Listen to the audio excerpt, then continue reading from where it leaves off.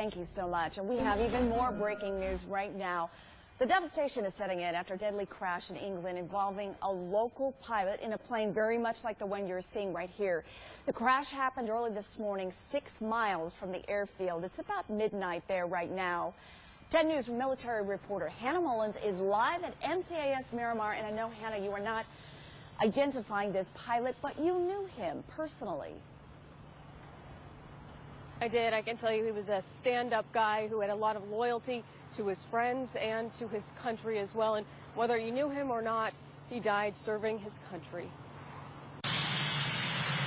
The Red Devils' mission in the Middle East was over, and they were headed home. This airfield in England was supposed to be one of the final stops.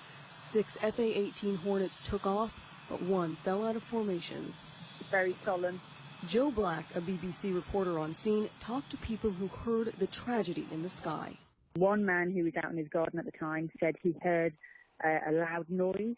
She says the clouds were low, so he couldn't see the Hornet. But what he did see was a fireball across the landscape. And then he said he saw a parachute in the air, but what he couldn't see is whether anyone was actually attached to that parachute because it was too far away. And from her perspective, no sign of the pilot or the plane.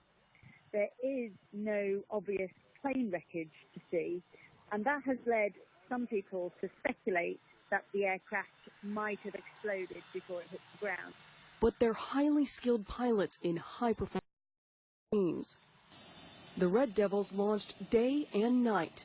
During their deployment, they supported U.S., Iraqi, and coalition forces with near-daily airstrikes. After a selfless and successful mission, they just had to get home. The people I spoke to around here said that they were very sympathetic to the pilot's family.